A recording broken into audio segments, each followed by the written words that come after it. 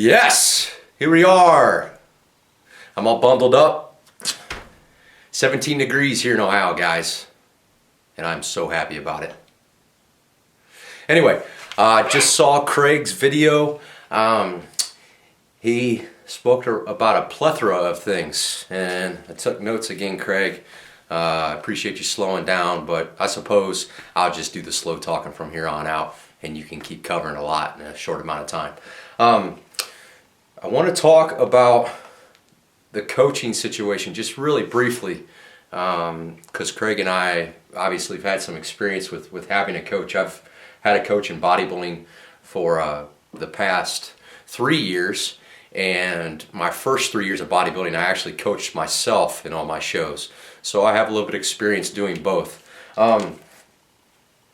It's really simple with me, guys. When you have a coach, number one, you can't take the coach's word for it when you're trying to choose a coach, okay? Don't go to their website and take a look and see about all the great things they've done and all the champions they've had and all the success their competitors have had. That is all just the physical appearance and accolades of what's happened when a person's dieted down and been in their best shape. But that has nothing to do with what's happened to the competitor after the show, where they're at now, how their body was internally. Those are the important things. You have to think of bodybuilding shows in long term, and I'm talking about long term as it comes to approaching a bodybuilding show and coming out of a bodybuilding show. It is not just a process of getting on stage. It's so much more. So when you're talking about picking a coach, you need to do your research and you need to double check yourself and then triple check yourself, and you need to talk with that coach and quiz that coach about issues that you have before you actually commit to him and her. Because everybody and their brother's a coach now, and the fitness industry is so huge and everybody knows everything because of the social media empire that's come arise. But when it comes down to the nitty-gritty, there's not a whole lot of guys that, number one, really know what they're talking about, and number two, will care enough to make sure that you're healthy, which is the number one most important thing.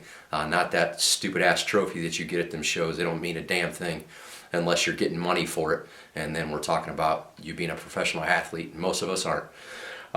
Otherwise, it's just a hobby, okay? Even for me.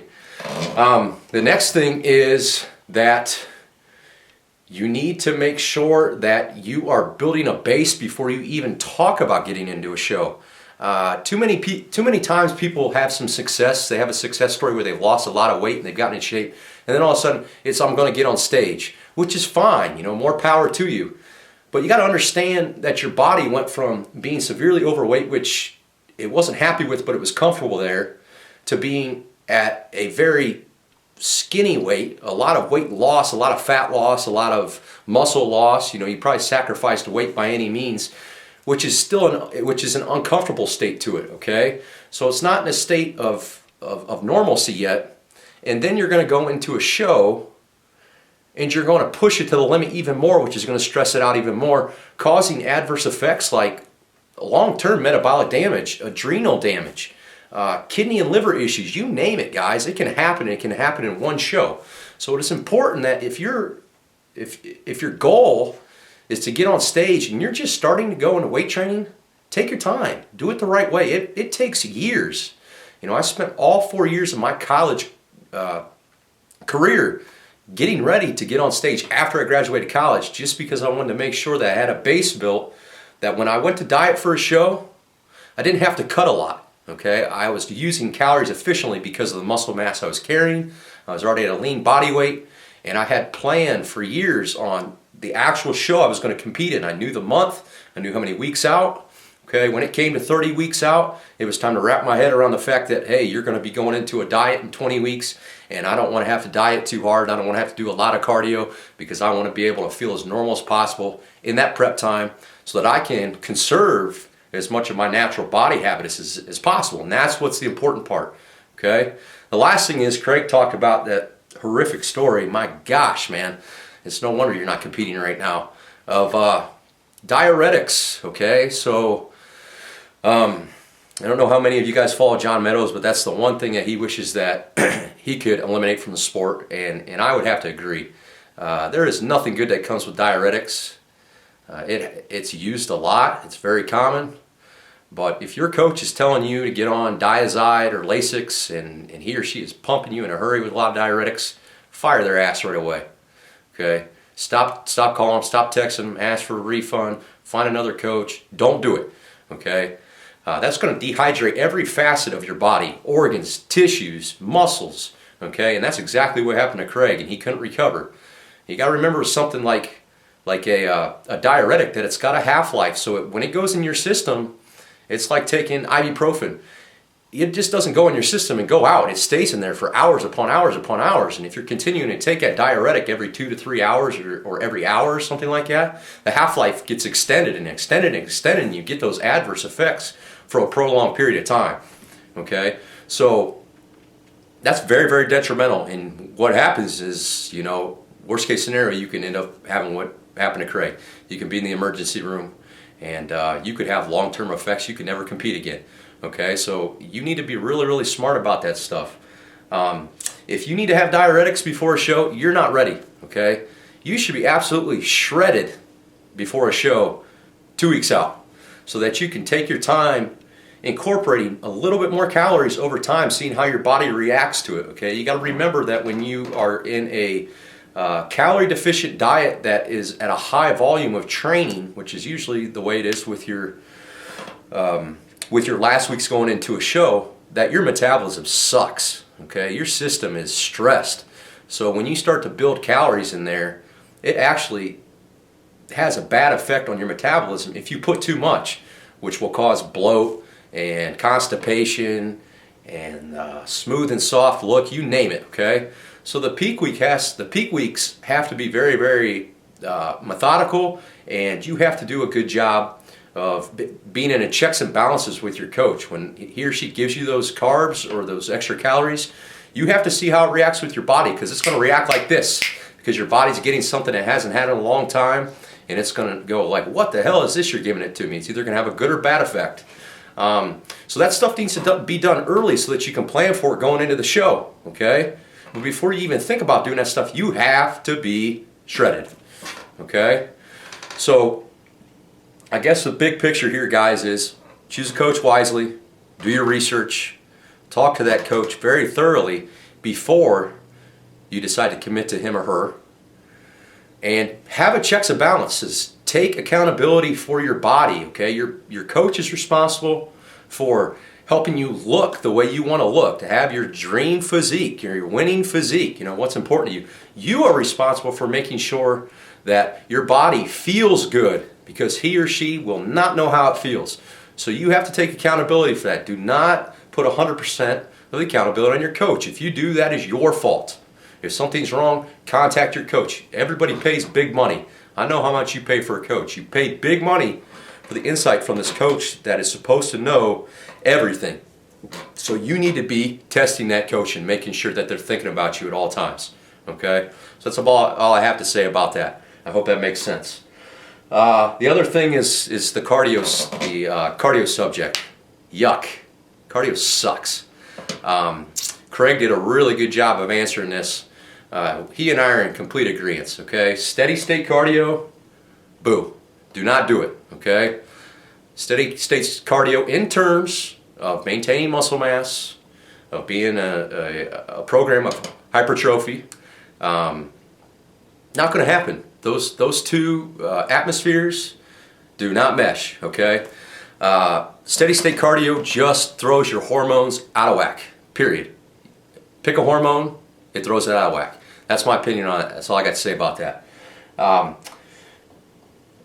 HIIT cardio, okay? High intensity interval training. That is my only cardio that I do, and I do it year round, and I always partition it depending on my training, okay? So for me to answer that, it'd be quite a loaded answer. So pretty simply put, it'll go from 2 to 5 times a week, and the sessions will vary depending on what I'm working out in the day, or if I am. And I always do mine in the morning or at night, but fasted, okay? No fasted, because that's taking all those stored nutrients that you put in your body, and it's pretty much just eating them away, as well as it's going to go toward the nutrients, guys, that are least energy expensive. And by that I mean fat is very energy expensive, okay? So it's not going to burn the fat, guys. It's going to burn the stored protein, which is your muscle, and it's gone, all right? So Craig talked about that. So that's what sucks about steady state. And that can happen in high intensity training even, okay? My output on high intensity interval cardio is exactly like weightlifting, okay? We all got in weightlifting for a reason, and that reason is because we don't like to run, okay? We don't like cardio. If I wanted to do cardio, I'd be a runner. I'd be doing 5Ks like the rest of the world. I'd be doing a Boston Marathon. You'd see me on TV, doing a Boston Marathon. I'm not doing that. So I like to take a concept of exactly like my weight training. In your weight training, what happens? You get hyperemia, you get other aspects of hypertrophy, and you get a lactic acid buildup, okay? So I'm trying to take that same effect and put it functionally into my interval training for cardio, okay? And imagine if any of you guys have done wing gates. That is the exact same feel you have and some. I mean, you get off of wing gates and your legs are like tree stumps. They are so full of lactic acid, so full of blood and water. It's like you did occlusion for like 15 sets, right? Okay? You have to understand that when you're doing high intensity training cardio, that it has to be an atmosphere where your body's pushing the limit and then it's given a break. And it's pushing the limit and giving a break. It's exactly like sets of weight training, okay? So for me, I like to run sprints. Like I can't stand being inside. I guess it's my OCD, or ADD or something, whatever. But so I like to get outside. I like to do hill sprints. And I like to find a hill that's got a steep gradient to it so that I'm having to really get my hips extended and really fire through my gait cycle. And the cool thing about that is I always like to take a functional aspect of how can my cardio be just like my weight training. So I'm taking it like a leg workout. I'm trying to drive that ground away. I'm trying to literally rip the grass in half. I'm trying to have a very big surface area I cover with my feet when I hit the ground. Okay, get my glutes to fire as I go through hip extension in the back of my gait cycle. Okay, and I'm trying to really drive my arms at the same time to pull my legs through. And these are very short stints. They're 10 to 15 seconds, and then I'll give myself 60 seconds to 80 seconds to break because I want to hit those sprints as hard as I possibly can, okay? If you're starting to diminish in your intensity, then you're starting to get into the steady state atmosphere, and you don't want that. There's not enough of a peak to your heart rate or your hormonal level, your hormonal profile anymore, and you're just going to go through this constant, straight line burning, and you don't want that because that'll raise cortisol, and then it's all over as far as cardio and fat burning goes. So steady state, put some functionality in it, guys. I mean, keep it simple, okay? If you can't feel your legs, if they're not pumped, if your lungs aren't burning, if your upper body's not shutting down, if you're not starting to get the pains in your shoulders and the side stitches, you're not hitting it hard enough, okay? You need to hit it harder. So find an application that works for you, okay?